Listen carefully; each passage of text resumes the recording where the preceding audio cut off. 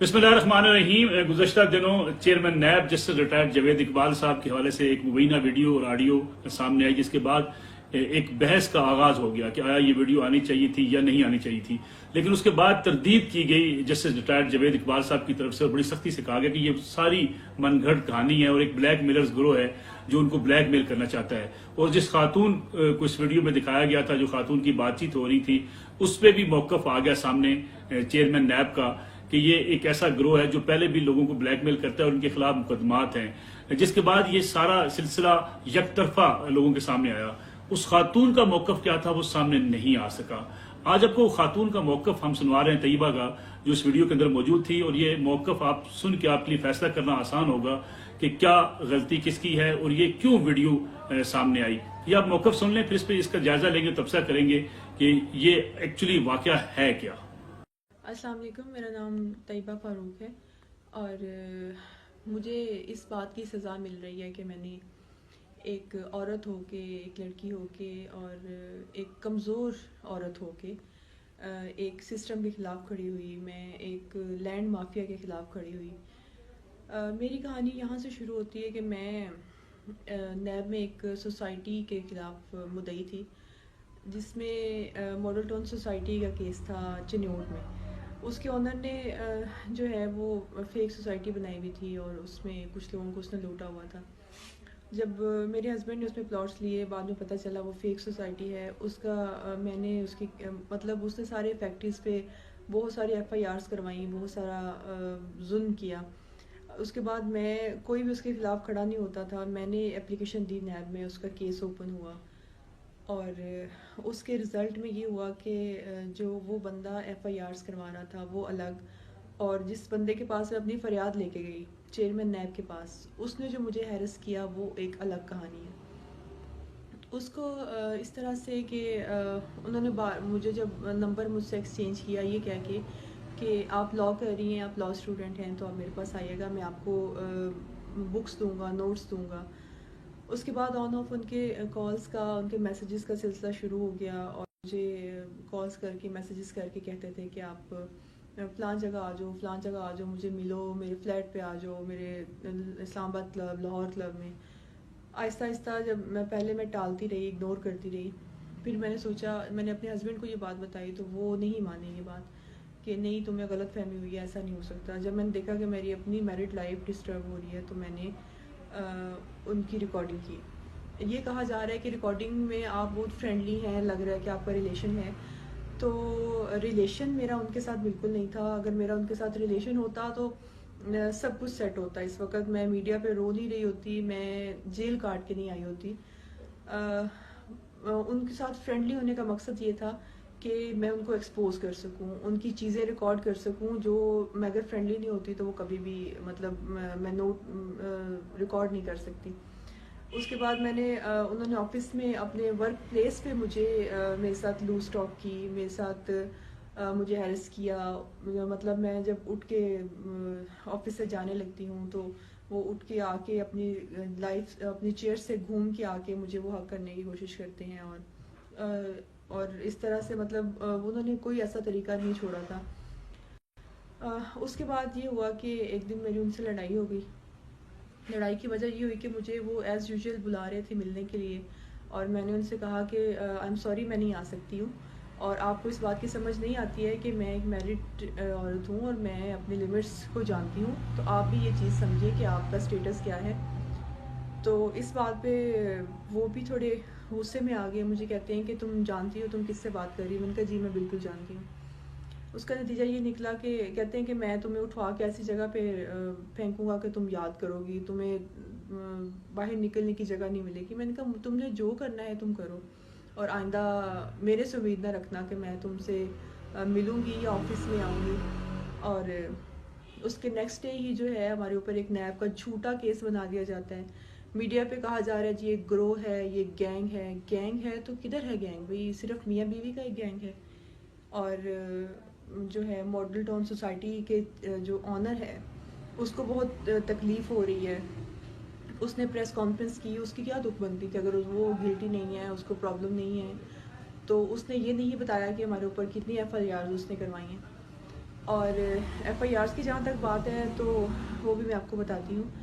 اس کے بعد مجھے اریسٹ کیا گیا ہے. مجھے میرے ہسبینڈ کو لاہور لے جایا گیا اسلام آباد سے. وہاں پہ جا کر تلاشی لی گئی, میرا دوپٹہ کھینچا گیا اور کہا گیا کہ اس کی تلاشی لو. اور اس وقت کوئی لیڈی کانسٹیبل نہیں تھی, سارے مرد تھے وہاں پہ, جس میں میرا آئیو جو تھا میرے کیس کا, عمران شکیل, اصغر, کوئی گجر تھا, اور باقی لوگوں کے میں نام نہیں جانتی. یہ اس لیے جانتی ہوں کہ ان سے تھوڑا انٹریکشن رہا ہے, یہ آن آف آتے جاتے رہے ہیں میرے پاس, تو مجھے ان کے نام پتہ ہے. جیل میں بھی میرے پاس انویسٹیگیشن کے لیے آتے رہے ہیں. اور اس کا چیئرمین نے پریس کانفرنس میں کہا تھا, بہت بڑی بڑی باتیں کی تھیں کہ ہم لیڈیز کو ہیرس نہیں کرتے, ہم لیڈیز کا نام ریفرنس میں نہیں ڈالتے, لیڈیز سے لیڈیز ہی انویسٹیگیٹ کرتی ہیں. تو بھئی میری دفعہ یہ پالیسی آپ کی کہاں چلی گئی تھی؟ کیونکہ میرے سے آپ انتقام لے رہے تھے اس لیے آپ کے پاس لیڈیز نہیں بچی تھی, یا میں کوئی بہت بڑی دہشت گرد تھی, کوئی میں نے ملک اور قانون کا کوئی بہت بڑا نقصان کیا تھا؟ اگر چیئرمین نیب صاحب یہ سن رہے ہیں تو میں انہیں چیلنج کرتی ہوں کہ آئیں میرے سامنے بیٹھیں, میرے سے ٹاک کریں اور مجھے بتائیں کہ یہ ویڈیوز, یہ آڈیوز من گھڑت ہیں, فیک ہیں یا اوریجنل ہیں, اور پھر میں ان کو باقی کے ان کے پول کھولوں گی. میرے پاس اور بہت سا مواد ہے, بہت سی ویڈیوز ہیں جو میں نے ابھی تک اوپن نہیں کی. تو اس کے بعد ابھی جب میں 2 تاریخ کو 16 جنوری کو میں اریسٹ ہوئی ہوں, 2 مئی کو میری بیل ہوئی ہے. کیسے ہوئی ہے یہ مجھے نہیں پتا, کیونکہ نیب تو نہیں چاہ رہی تھی کہ میری بیل ہو. اس میں میرے لائرز کا ہاتھ ہے کہ انہوں نے میری بیل کروائی. اور اس کے بعد جب میں باہر آ گئی ہوں تو ہیرسمنٹ کا سلسلہ, مجھے ٹیز کرنے کا, مجھے فالو کرنے کا, مجھے ہر طرح سے تنگ کرنے کا سلسلہ جاری ہے. اس کی ابھی ایگزامپل یہ ہے کہ ایک ہی دن میں 21 مئی کو اسلام آباد کے اندر میرے پہ 3 ایف آئی آرز ہو چکی ہیں, جن میں میرا نام, میرے ہسبینڈ جو 5 مہینے سے جیل میں ہیں, 4 مہینے سے, ان کا نام, میرے 15 سال کے بیٹے کا نام, میرے بردر ان لا کا نام, مطلب پوری فیملی کو انوالو کیا جا رہا ہے کہ اگر وہ نیب سے بچ گئے ہیں تو اب پولیس میں دھر لیے جائیں. تو میں آئی جی پنجاب سے, آئی جی اسلام آباد سے یہ پوچھنا چاہوں گی کہ قانون اتنا عمدہ ہو گیا ہے کہ آپ کو چند پیسے دے کے, کچھ اپروچ یوز کر کے آپ اس کو اپنے ہاتھوں کی کٹ پتلی بنا سکتے ہو, آپ اس کے ساتھ کھیل سکتے ہو. ایک عورت کو جو کہ ایک سسٹم کے خلاف کھڑی ہوئی ہے, آپ اس پہ ایف آئی آرز کروا دو گے, اس کو اتنا وہ کر دو گے کہ وہ, کیا مجھے اس پاکستان میں رہنے کا حق نہیں ہے؟ کیا میں یہاں پہ سیف نہیں ہوں؟ اور یہ صرف میری آواز نہیں ہے, میری وجہ سے یہاں پہ بہت سی عورتیں آپ کو خود کو انسیف محسوس کریں گی. میں عمران خان صاحب سے, آنریبل پرائم منسٹر صاحب سے یہ کہنا چاہوں گی کہ اس کا نوٹس لیں. میں یہ ویڈیوز, میں یہ آڈیو فرانزک کروانے کے لیے تیار ہوں. اس میں کچھ فیک نہیں ہے, کچھ اس میں من گھڑت نہیں ہے. اور میں تمام جو عالمی ادارے ہیں خواتین کے حقوق کے, میں ان سے بھی کہوں گی کہ میری ہیلپ کریں. میں اس وقت واقعی مشکل میں ہوں اور مجھے واقعی تنگ کیا جا رہا ہے. میڈیا کو ہائی جیک کر لیا گیا. اس کے باوجود ہمارا پاکستان کا میڈیا, کچھ ایسے لوگ ہیں جو میری آواز کو سامنے لانا چاہ رہے ہیں, لیکن ان کو دبایا جا رہا ہے, ان کو ہر طرح سے ہائی جیک کرنے کی کوشش کی جا رہی ہے کہ وہ صرف دوسری ایک تصویر کا ایک پہلو چل رہا ہے. میری کوئی بات نہیں سن رہا, مجھے لائیو نہیں لیا جا رہا.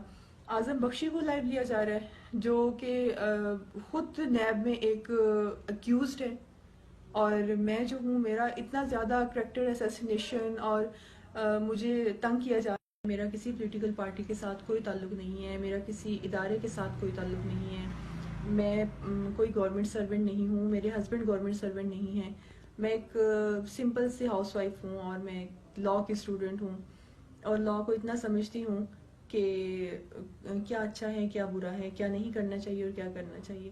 میرا یہ جو کریکٹر اسیسینیشن کیا جا رہا ہے بالکل غلط ہے, اور میں جو بات کر رہی ہوں پروف کے ساتھ کر رہی ہوں. جو بھی میرے بارے میں بات کرے وہ پروف کے ساتھ بات کرے. اور دوسرا, مجھے سیریس قسم کے تھریٹس ہیں.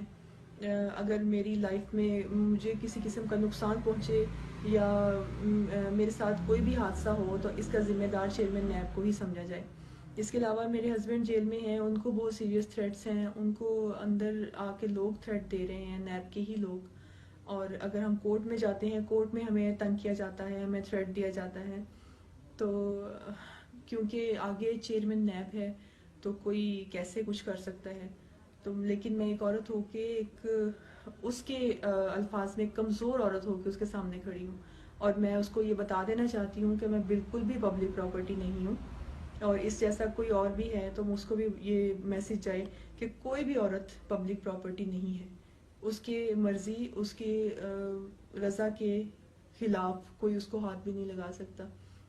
اور جو میں اگر اس کے ساتھ ایسے فرینڈلی ویڈیوز کی ہیں تو اس کو ایکسپوز کرنے کے لیے کی ہیں، اور اس کا کریکٹر سامنے لانے کے لیے. مجھے نہیں پتا کہ یہ کیسا ٹائم تھا، یہ کیسی کروشل سٹیج ہے پولیٹیکلی دیکھا جائے، ملک کے حالات میں دیکھا جائے تو یہ کیا چل رہا ہے، مجھے کچھ پتہ نہیں ہے، کیونکہ میں اپنی پرابلمس میں، اپنے مصیبتوں میں گھری ہوئی ہوں اور مشکلات میں پھنسی ہوئی ہوں، اور میرا اس سے کوئی لینا دینا نہیں ہے. یہ میں بس انصاف چاہتی ہوں، جسٹس چاہتی ہوں، اور مجھے امید ہے کہ مجھے ملے گا انشاءاللہ تعالی. جی ناظرین، یہ اس خاتون کا موقف ہے جو آپ نے دیکھا کہ اس نے اپنے موقف کا اظہار کیا، کیونکہ اس وقت سوشل میڈیا پر یا اس وقت پاکستان کے میڈیا پر اس خاتون کا موقف موجود نہیں ہے. یک طرفہ موقف تو موجود ہے کہ جو نگیٹ کیا گیا سارے اس مبینہ آڈیو اور ویڈیو کو، لیکن یہ خاتون کا موقف سامنے لانے کی ایک وجہ یہ ہے کہ تاکہ آسانی ہو سکے کہ اس میں قصور کس کا کتنا ہے. اور میں سمجھتا ہوں کہ ایک انکوائری کمیٹی بننی چاہیے، ایک انکوائری کمیٹی بن کے اس کی تحقیقات ہونی چاہیے. اور یہ بات بھی اپنی جگہ پہ درست ہے کہ کسی بھی شخص کا ذاتی فعل ہو سکتا ہے، ذاتی کنڈکٹ ہو سکتا ہے، اور ذاتیات کے حوالے سے کوئی ویڈیو یا آڈیوز ان کو نہ میڈیا پہ آنا چاہیے، نہ سوشل میڈیا پہ آنا چاہیے. اور میں اس موقف کا حامی ہوں، اور ہم یہ سمجھتے ہیں کہ اس قسم کے واقعات نہیں ہونے چاہیے، نہ ہی کسی کی ذاتی زندگی کے اندر کسی میڈیا کو بھی یہ اجازت ہونی چاہیے کہ وہ گھس کے ان کے حوالے سے ایسی ویڈیوز بنائے یا ایسی ویڈیوز سامنے لے کے آئے. لیکن ایک شخص ایسا جو ایک بڑے اہم عہدے پر فائز ہے، ان کے اوپر بڑی بھاری ذمہ داری ہے، جیسے جاوید اقبال چیئرمین نیب ہیں، اور خاص طور پہ جس خاتون کے ساتھ ان کی ویڈیو سامنے آئی ہے، مبینہ ویڈیو، جس قسم کی وہ بات چیت کر رہے ہیں، اس خاتون کے کیسز، ان کے خامن کے کیسز نیب کے پاس ہیں. اس لیے زیادہ ذمہ داری ہوتی ہے ایسے ادارے کے سربراہ کے اوپر کہ وہ کہیں بھی لوز ٹاک نہ کریں، کوئی ایسی بات نہ کریں جس سے یہ موقع ملتا ہو کہ یہ کہا جا سکے یہ ہیرسمنٹ کے زمرے میں آتی ہے. یہ بڑی ویڈیو جو ہے موقف طیبہ کا آپ کے سامنے آیا، جس سے آپ کو آئیڈیا ہو سکے گا کہ طیبہ نے آخر یہ کیا کیوں. اور اگر طیبہ کا اتنا سنگین الزام ہے کہ اس نے یہ ویڈیو اس لیے بنائی کہ وہ اپنے اوپر ہونے والے مظالم کے نتیجے میں یہ واضح کرنا چاہتی تھی کہ جو شخص اس وقت حکومتی عہدے پر فائز ہیں وہ ان کو بلیک میل کر رہے ہیں، تو میں سمجھتا ہوں یہ اب اس بات کا تقاضا کرتا ہے کہ اب ایک تحقیقات بھی ہوں، اور تاکہ اس تحقیقات کے نتیجے میں اس نتیجے پر پہنچا جا سکے کہ قصور ہے کس کا. کیونکہ اگر یہ ویڈیو واقعی جان بوجھ کر بنائی گئی، بلیک میل کرنے کے لیے بنائی گئی چیئرمین نیب کو، تب اس کے خلاف کارروائی ہونی چاہیے تاکہ آئندہ اس قسم کے کوئی بھی جرت نہ کرے کہ کسی بڑے ادارے کے سربراہ کو ایسے بلیک میل کرے. لیکن اگر دوسری طرف خاتون سچی ہے، ان کے خاندان کے ساتھ یا اس کے ساتھ مظالم ڈھائے گئے ہیں، اور جو اس کا موقف ہے اس کو سامنے نہیں لایا جا رہا، اس کو تحقیقات کا حصہ نہیں بنایا جا رہا، تو میں سمجھتا ہوں یہ بھی انصاف کے تقاضوں کے خلاف ہے. کوئی ایسی اعلیٰ سطحی کمیٹی بننی چاہیے، پارلیمانی کمیٹی کے ساتھ ساتھ تحقیقاتی ایک کمیٹی بننی چاہیے جو سپریم کورٹ جس کو لک آفٹر کرے، تاکہ یہ چیز واضح ہو سکے کہ اس میں قصور کس کا ہے. کیونکہ اب یہ چیز سوشل میڈیا پہ اتنی پھیل چکی ہے کہ اگر چیئرمین نیب بھی چاہیں تو اس کو شاید روک نہیں سکتے. جو پہلی والی ویڈیوز ان کی منظر عام پر آئی تھی وہ بہت زیادہ پھیل گئی، ہر شخص کے پاس وہ ویڈیو پہنچی. اس کے بعد اس خاتون کا موقف کہیں نہیں تھا، وہ موقف ہم آپ کے سامنے لے آئے ہیں، تو آپ کو بھی اندازہ کرنا آسان ہوگا کہ کس کا قصور ہے. اور میں سمجھتا ہوں حکومتی اداروں کے لیے بھی اس خاتون کو بلا کے مکمل تحقیقات کرنی چاہیے تاکہ دودھ کا دودھ اور پانی کا پانی ہو سکے.